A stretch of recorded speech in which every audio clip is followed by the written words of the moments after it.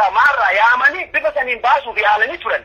Hiriir dirqanii giddina baasisa tokkollee hin jiru silaadha.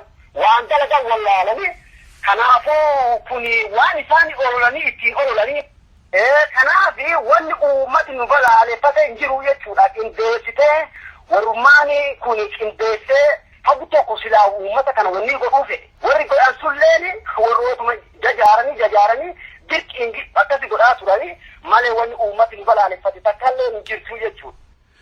Amma rakkoon mootummaa Itoophiyaa fi woboo gidduu jiru akkamiin hiikkata jettee yaadda? Rakkoonni nuuf gidduu jiru bifni ittiin hiikkatuu danda'u bifa duulee humnaa cabsina jedhuuni abadda hin danda'u mootummaa hin danda'u jechuudha. Dandeettii isaati hin danda'u. Hin danda'u waan fedhe dhufaa hin danda'u. Karaa waan yoo dhugumaan mootummaa kun nagaa barbaadu taate karaa biyyoonni garbummaa keessa turanii qabsoota godhanii ittiin mootummaa waliin ulaagaa qabaa jechuudha. Qaamni sadaffaan qaam bilisa ta'e qaamni walaba ta'e walakkaa sana seenee qaamni sadaffaan walakkaa seenee bifa saniin bifa fudhachuu dandeettii jechuudha. Furmaata argachuu dandeettii jechuudha. Bifa mootummaa kun itti deemuun jaarsummaa jedhee nama qindeessee birrii nyaachisanii jaarsummaa maqaa jaarsummaa jedhuu gaddeena waan tokko muuxannoo irraan qaban. Kanaafuu warrooti muuxannoo qaban rakkoo kanaa kana furuuf muuxannoo qaban qaamni bilisa ta'e walakkaa seenee waan kana laalee akkasii nagaa biyya kanaa buusuu danda'amaa jechuudha. Bifa mootummaa kun itti deemu abada hin danda'amu. Humnaan ofii jaarsummaa jedhanii godina irratti naannoo irratti waan kanaa kana hundeessanii gara waraana bilisummaa Oromootti duusisuu jiru. Jaarsummaa karaa jaarsummaa nagaan kan goona nagaan kana galuu qabanii nuti waraana bilisummaa Oromoo waraarnu waggaa 45 oliin qabsoo godhee jechuudha.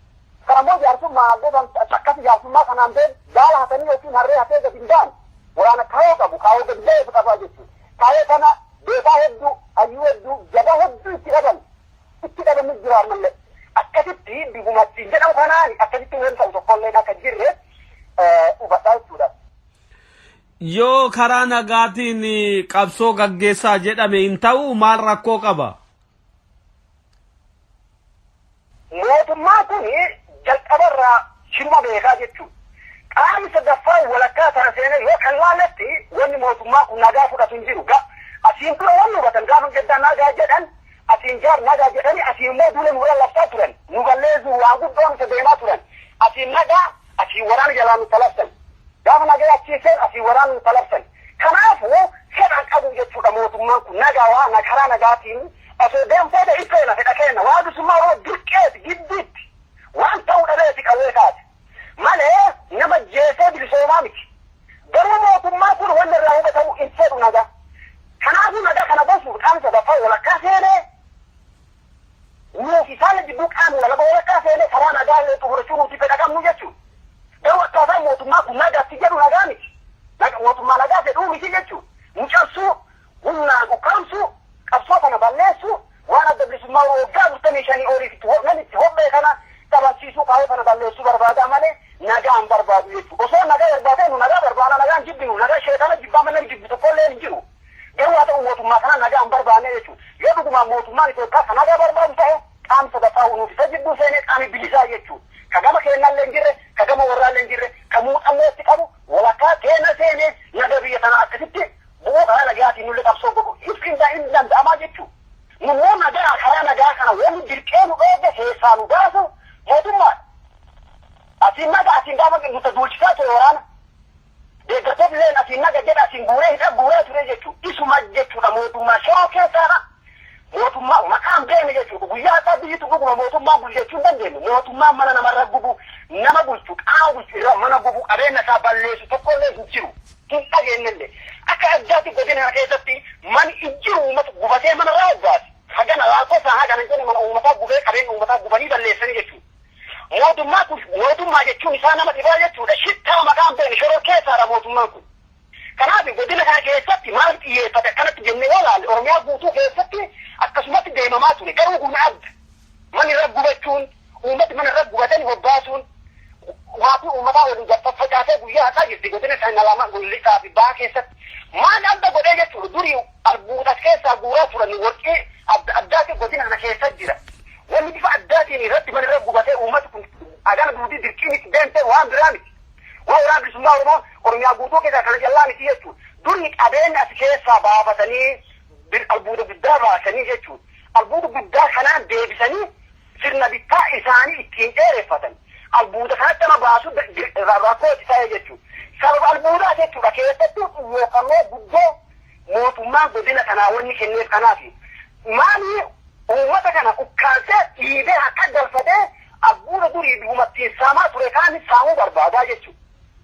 Kanammoo waan xiyyeeffannoo godina kana keessatti mootummaan xiyyeeffatuullee kana akka ta'e adoo uummati bal'aan yoo naa'u gadi gahaa jechuudha. Ayyee gaariidha. Gama kaaniin waraana bilisummaa Oromoo keessaa namoonni akka harka kennachaa jiran yookaan akka biyyatti karaa nagaatiin deemuuf hojjetanitti ibsamaa jira. Dhuguma simbiraa waraanni galaa jira? Waraanni nu bira galaa jiru hin jiru jechuudha. Warri durii eelas gandeelaa jedhanii warri haga ta'e tokko nama hubannoo qabne waa'ee akkasii wanni jedhaniirani. Waan sunirraa ala wanni galeellee jirtu uummatuma ijoolluma qeerroo jedhamaan jedhan guurtee waraana bilisummaa Oromoo jettee ittiin olola ittiin ololaa turtee malee waraana bilisummaa Oromoo wanni deemee harka kennatille tokko illee hin jiru jechuudha. Gaa duraa suni eelaas jedhanii durus akkuma jaarsaatiin as keessa ture rakkoo hedduu dalagaa ture badii hedduu dalagaa ture nama qaama dhaaba biratti adabbii yoo dheessu fure ture akkasitti badee nyaatatti galuun hin jira. Ijoollee hubannoo kan aga tokko aga sadii afurii ladoo taate laa fuudhee waan achirraa hafe waraana bilisummaa Oromoo warra harkatti gala tokkollee hin jirtu jechuudha. Ittiin ooluu garuu waa guurteetuma qeerroo jettee maal jettee guurtee waraana bilisummaa Oromoo qabne jettee uummata kana mataa ittiin dhiphisuuf yookiin immoo akka tokko namoota abdiin qaban abdii kusachiisuuf wanni isiin gootu guddoodha. Wanni sun kijibaa jechuudhaan jirtu waraana bilisummaa Oromoo akkuma beetitti adoo akkasii galtee iddoo ofirraa loluu jira ofirraa qolachuu jira adda dandeettitti qolachuu duwwaa miti gaba akkasiin deemtetti deemee ofirraa wanni godhu jira jechuudha waraana bilisummaa Oromoo. Abbootii gadaa sodaachisaa jirtu jedhaniitu isin himatu dhugumaa kun? Kun dhugaa miti walolumasiin ittiin olu nuti abbootii gadaa waan sodaachinuuf hin qabnu. Waan sodaachisuuf tokkollee hin jiru jechuudha. Aadaa beenna, nama safuu beenna. Gadaa adoonni karaa irraa goree akkaatuma qaamumatti waliin dubbachuu qabdu suniin kan itti dubbachiifnellee hin jira. Yeroo immoo gadaa kana sirgadaa jechuuni namni duudiin muka ta'ee dhagaa ta'ee wanni lafarra dhalate duudiin kasaati yeroo san keessaa ba'ee baan gadaa akka dabballeetitti dalagutti argame kana keessallee waa takka jenne qaamuu isaa waliin gitanuuni abbaan gadaa aadaa isaatitti namatti dubbatu jira namatti hin dubbanne jira qaamu suni firgine wanni kun gadaa laachittu gadaan kana yeroo jennellee jirti nuti namata waan bilisummaa Oromoo safuu biyyaa beenna aadaa beenna akka warra aadaan beenne dubartii garaachaa irra sirginee caccabsinu wanni goorin jirtu gara isa nama itti dubbatuu malu suni yeroo itti dubbachiifne jirti wanni nu sodaachisu tokkollee hin jirtu jechuudha. Garuu wanni nurratti ololamu wanni nurratti guuramu wanni hojii godhattee guyyaa addaa kun warri ifi abideetti jaaratu wanni gadi bahuuni nurratti ololuudha jechuudha. Malee warri nuti gadaa sodaachinu hin jirullee sodaachinullee fuuldurallee.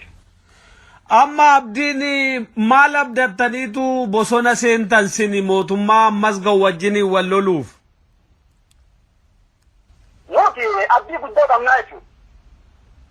Haqa qabna, dhugaa qabna, haqa kana immoo waaqillee nu waliin jira. Kaanni uummati kuni ofii isaati osoo waraanni keessa hin jirrellee yoo tokko ta'e yoo itti deeme mootummaa kana ofirraa cabsuu hin danda'a jechuudha. Nuti abdii irraa qabna. Waggaa 45 dabraniifillee 45 oliif qabsoo godhaa ture waraana bilisummaa Oromoo muuxannoo itti qaba. Rakkoollee beelallee deebuullee waa hunda muuxannoo itti qaba. Sadhiisi ka uummati keenya guyyaa addaa cichoomeen waliin jiru kan rakke gaafa uummati keenya waliin hin jirreeyyuu waraana bilisummaa Oromoo dandana beekiin bahee jira. Haga immoo abdii guddoo qabnaa wal nu hubachiisu jechuudha. Uummati keenya garaa mucaalaa hammaatee bakka deemaa jirutti bakka uummata keenya waliin jirrutti waa irraa rifannu qabna jechuudha. Wanni abdiin qabnu kaayee dhugaa harkaa qabaachuu keenyatti abdannaa jechuudha. Akkana jiraachuu keenyatti abdannaa jechuudha. Biyya kanarra abbaa biyyaa ta'uu keenyatti abdannaa jechuudha. Mootummaa biyya kanarratti abbaa biyyaa ta'ee biyya keenyarra lammii lammaffaa taanee jiraachuu jira uummata keenya jechuudha. Waraana bilisummaa Oromoo kan jiru kun haa bobba'u. Filattuu dhaalatanii jennaan duubatti duratti oolle hin beekamti. Dhimma namaatiin acuucamtee dhiisamtee biyya dhaloota abbaa keenyatti lammii lammaffaa taatee jiraachuurra duute addanutti filatamaa jechuudha. Kana filanne waan filanne jechuudha. Ammoo kanammoo ila ganna abdii qabnu kaayee dhugaa harkaa qabaachuu keenya argannaa biyya keenyarra lammii lammaffaa teene biyya keenya irra keessummaa ta'ee yoo jiraannutti abdii guddoo nu xooraa jechuudha. Kana waan tokko wanni irraa duuba deebinuufi wanni irraa sodaannuufi wanni duuba nu deebisu tokkollee hin jiru. Akka biyya keenya abbaa biyyaa ta'enutti yoo nu duuballee bakki duubaa dhuftu akkatti deemtu waan akka abdii irraa qabna. Haa ta'uuti guyyaa dhabee nu sodaachisu jechuudha. Mootummaa Doktaraadha waan sodda'e reeffaa waan jige waliin deemu jira. Wanni kun wama gadaati akka waliin deemu jira. Mootummaa dulloomee caccabee waliin deemu jira jechuudha.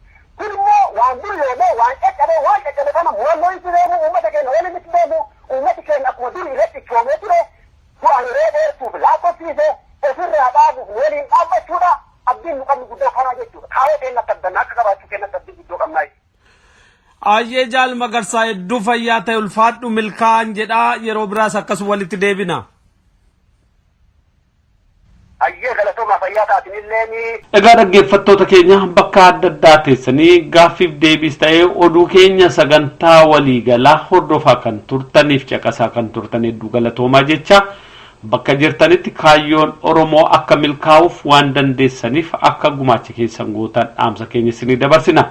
Addi bilisummaa Oromoos ta'e kaayyoon qabsoo bilisummaa Oromoo inni guddaa akeekni uummata Oromoo fi fedhiin uummata Oromoo akka galma ga'u hojjechuudha.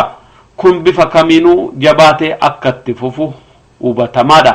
Egaa qophii keenyaarraa asumaan innaa xumurru sirba ilmaan Oromoo Oromiyaa gara kaaba lixaatti argaman Matakkalirraa abaaw faarsuudhaan yeroo dhiyoo kana baasan yookaan immoo social media irratti naanna'aa jiru isin afeeruudhaan nagaatti jirra.